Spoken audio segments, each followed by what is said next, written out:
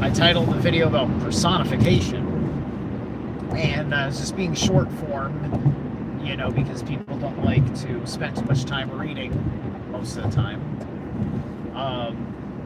But talking about that personification of archetypes, the gods, spirits, things of this nature, right? I think that a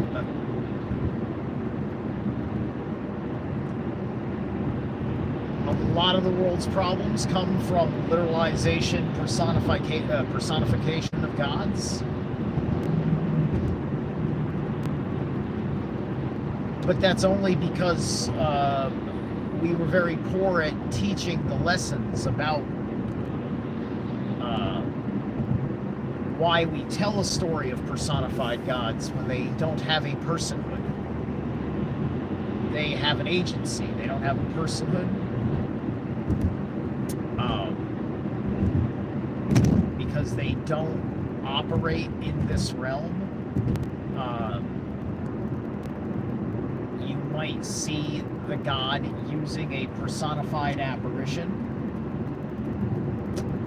but that's an apparition of the god, really, because the god doesn't really look like these things.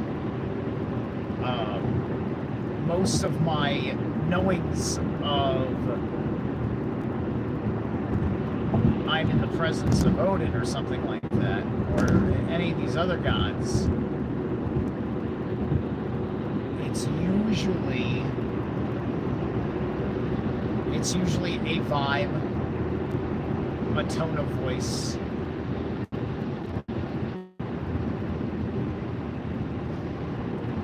On occasion, it's personified in a direct way. For those of you that know my dream of Anpu, Anubis came to me in a dream, and he was personified there. He had his wolf head,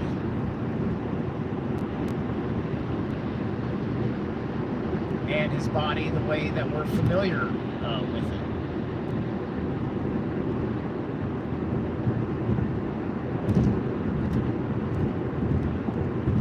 And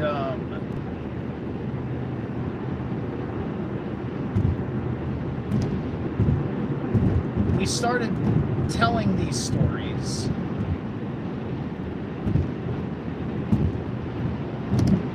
because I think mankind had gone through its fall. We had lost a certain level of connection, and it was so bad, that loss of connection, that we started using personification because we remembered the gods, but we forgot everything about the gods, right? We knew there was this figure that had many names that was Odin. And then the All-Father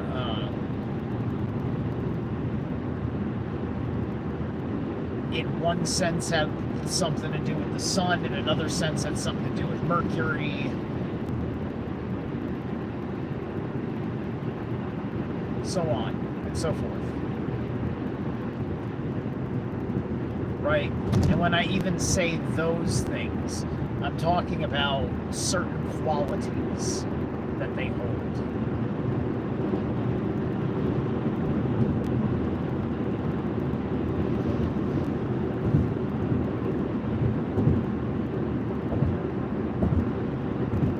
And so over time, it became more clear that there needed to be more human lessons that humans needed that were integrated with stories of the deities, because it was the only way to inspire them to start getting them out of the fall, right? We were in because we're talking about a drop from the Golden Age to the Silver Age, right? I forget what the name of the Silver Age is in Sanskrit, right? Because then you go from the Silver Age to,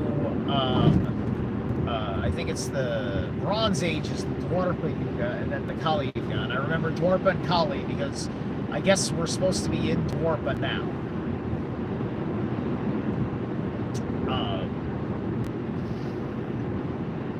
And so we had dropped into Silver Age at that point. It may even been when we came into Dwarpa before Kali Yuga. I mean, these cycles are pretty long, and we're talking about something that was lost at least 6,000 to 7,000 years ago. We all know that nonsense with that time frame of annual rotations of the sun.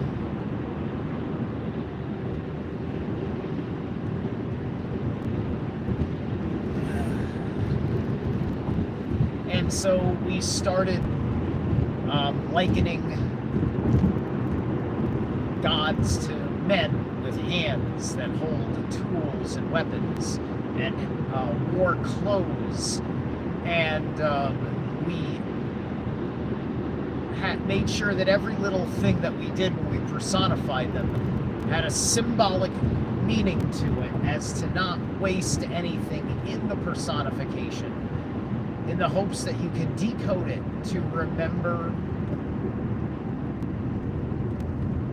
that these gods are not men, but that the qualities of those gods are within us, right?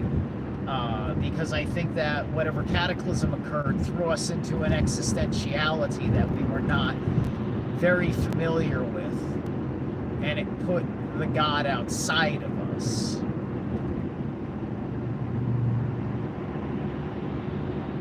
Right? And even to speak in terms of saying that they are our parents, right,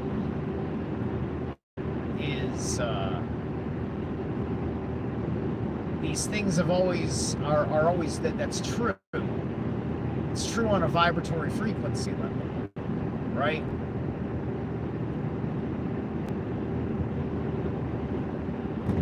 And many people think that you're supposed to bypass these gods, because there's a lot of people that are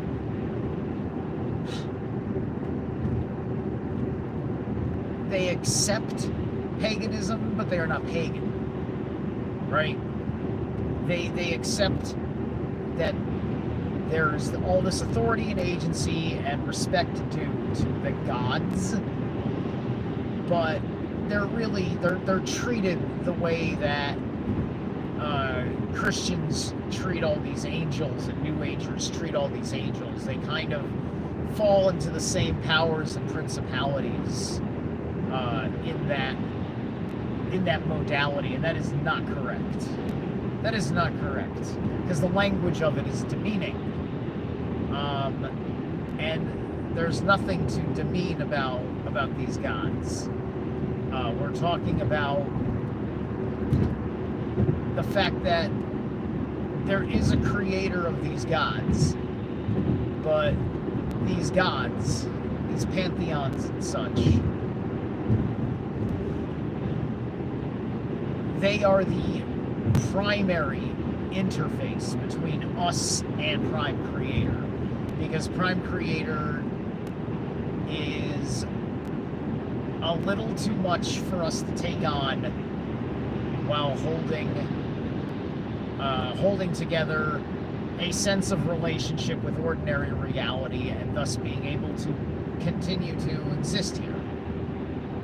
And part of that is not because, oh, you're trying to achieve some Buddhist transcendence of fucking nirvana. It's because either that state of being of the creator above the gods is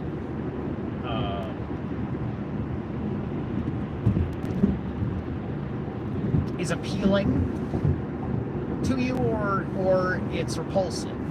you know, it's either either like, yeah, I could do this. I could be literally all the time being as the ether itself, as time and space itself, as the very substance of the rocks and the sea, and right, you know, that's not what the human experience is for, and we're not here to be punished, but we are here. But if we're interested while we're here, we can punish ourselves while we're here. But unless you've really done something monstrous to someone else in this co-creation of reality, you've got nothing to beat yourself up about. And we don't live, and just because you've got some insecurities, some doubts about whether you're deserving of the love or not, doesn't mean that it's evidence that you've got to do some sort of penance somewhere for something. You may have to do some penance for something, don't get me wrong.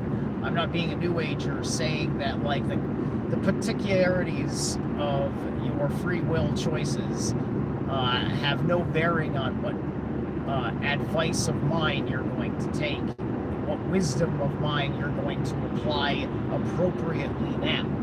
I don't know. You may need to beat yourself up. I don't live in a world where maybe nobody gets beat up anymore. Listen, we're in the Dwarpa. We're not in the Golden Age. You and I were going to make some weird fuck-ups. Weird. Mostly weird because we're used to Dark Age. We're used to the fucking Iron Age fucking fuck-ups. Now we're going to be in Bronze Age. I think it's Bronze. I think that's what it goes. It's Iron, Bronze, Silver, Gold. I think that's the system. I'm going to go with that system for now because, as I recall, it's four cycles, four units that cycle. And so, yeah, you know, it's gonna be a little weird. It's gonna be confusing, perhaps a little upsetting.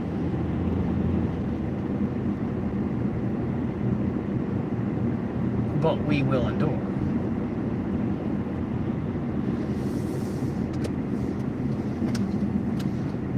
It's usually less complicated issues that, because you have a good heart, you're making more complicated because of your relationship with the spiritual world. Anyway, I'm kind of late for work. I'll catch you later.